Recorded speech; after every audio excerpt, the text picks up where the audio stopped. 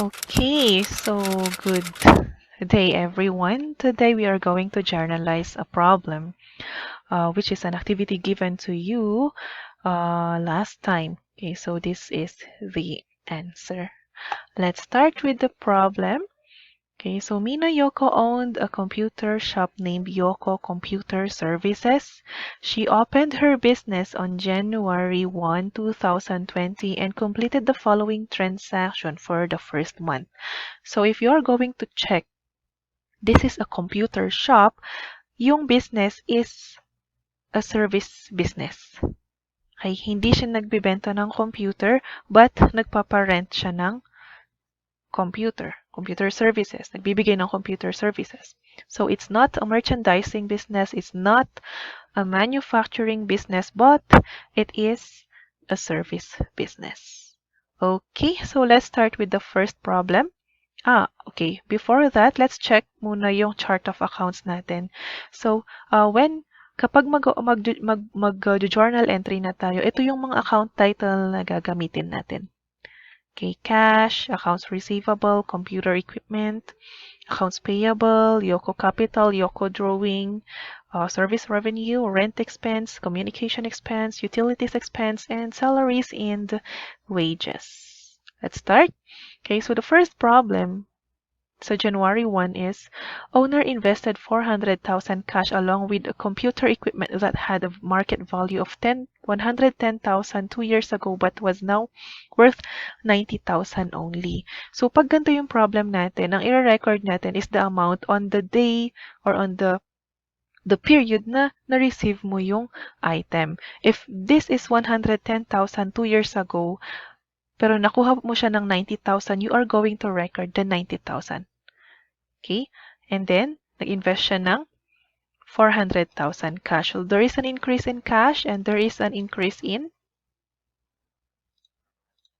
computer equipment.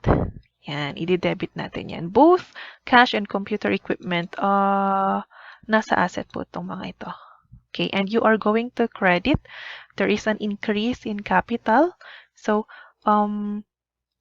magki-credit tayo ng capital because the normal balance ng capital is credit. If it increases, you are going to credit it. Do not forget to put the description. Okay, to record investment in cash and equipment. How do you know if a transaction is affecting the capital of the owner? Okay, you always have the guide here, the word investment.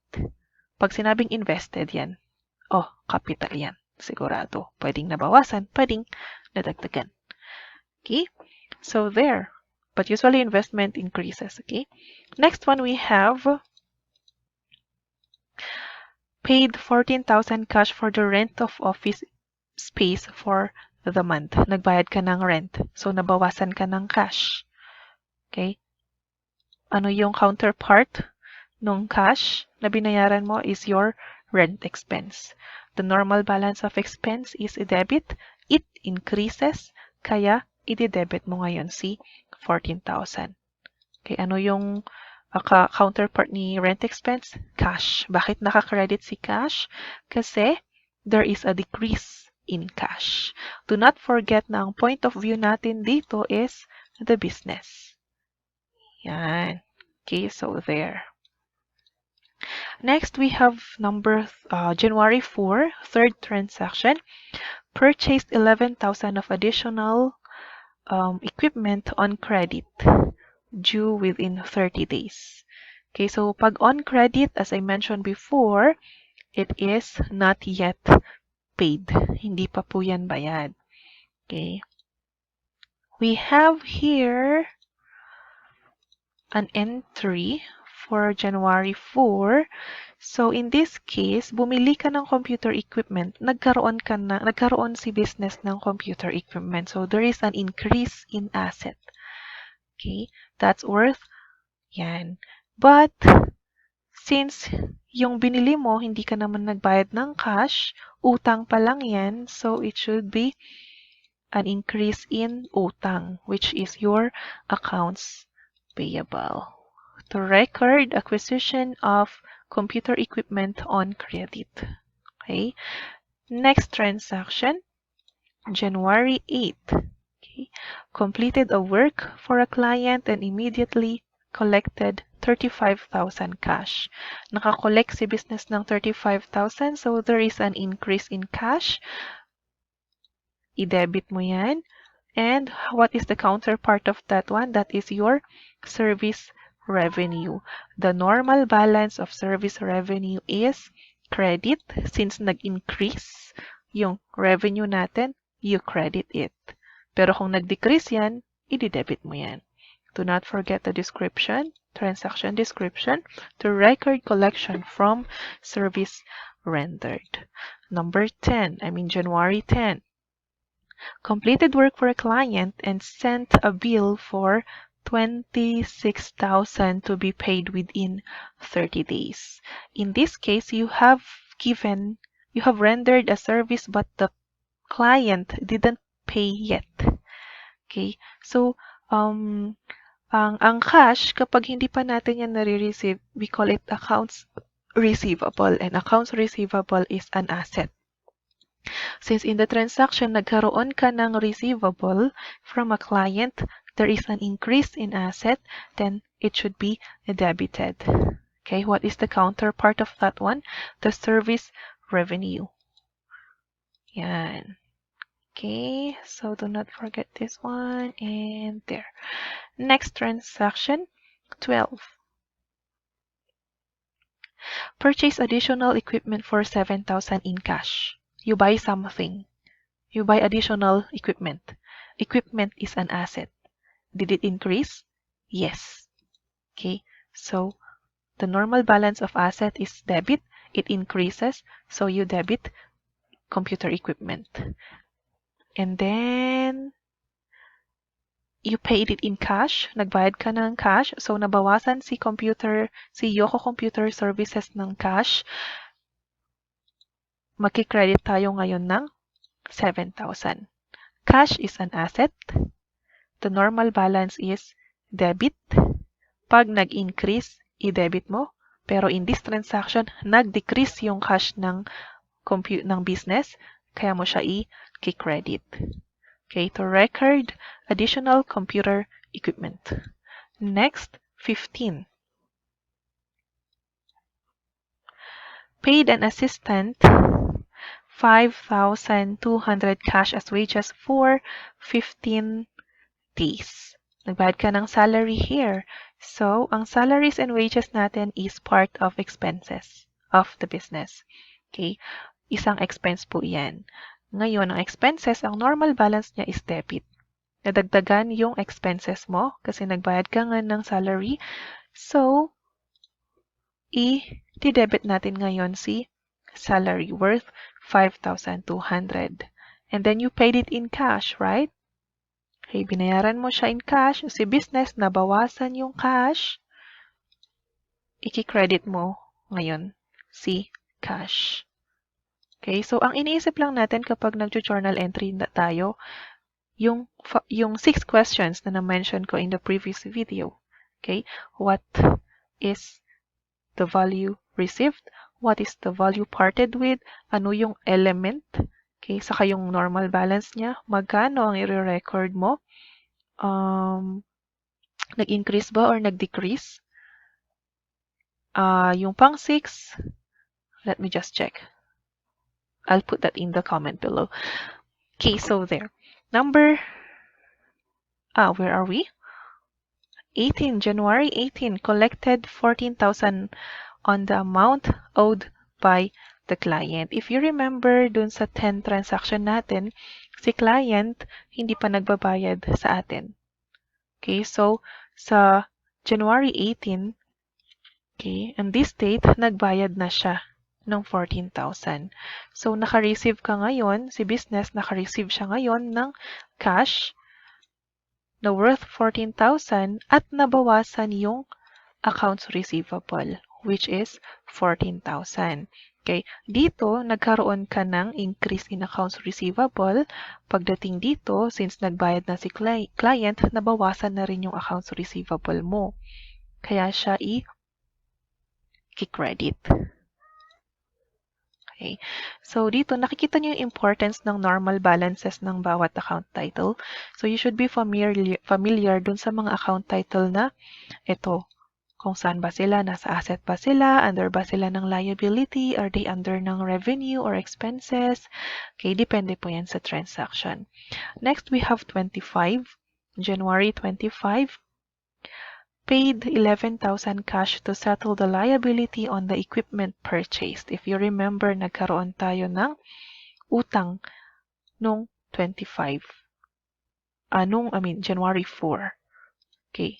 Bumili tayo ng computer pero hindi pa natin binayaran. Nung January 25, nagbayad na tayo. Okay. So here. Okay. Ang normal balance ng accounts payable is credit. Accounts payable is under liability. In this transaction, there is a decrease in accounts payable. That's why we are going to debit it. Okay. Since nagbayad ka, there is also a decrease in may bawas din yung cash mo. So, you are going to credit it. To record payment of equipment purchased on credit on January 4. Next, we have January 28. Owner withdrew 500,000 cash for personal use. Ngayon, si owner, again, separate si owner sa kasi business. Okay, so hindi porket owner siya, pwede siyang kumuha ng pera. Remember na ang isang business is a artificial na organization. Let's say an organization, a person. So in this case, since there is a decrease in cash, okay, magki-credit tayo ng cash here. Ano ang counterpart nito? We are not going to use capital. Okay, we are going to make another account title which is withdrawals, kung saan natin nilalagay lahat ng mga withdrawal ng owner. Yan. Okay, so ang normal balance ng drawing is debit. Okay, since this is under contra capital account, okay, so the normal balance is debit. We have the next one here, January 30. Completed work for another client who paid only 30,000 as 50% payment for the computer service rendered. So you analyze the transaction. Kung 50% lang ang 30,000, ano ang total revenue ni Yoko Computer Services? It is 60,000. So naka-receive lang si business ng cash na 30,000. So there is an increase in cash. And then, yung remaining na 50% is receivable pa lang yan. Marireceive pa lang niya. So that is 30,000. And the rest, the counterpart of this one is the service revenue, which is 60,000. Ganyan po. So if you're going to see this one, kahit 30 lang ang nakikita nyo ditong amount, you have to analyze the transaction, okay? 30 plus 30 is 60. The debit side is always balanced dapat kay credit side. So if this is 60,000, it is equal to the credit side, which is also 60,000.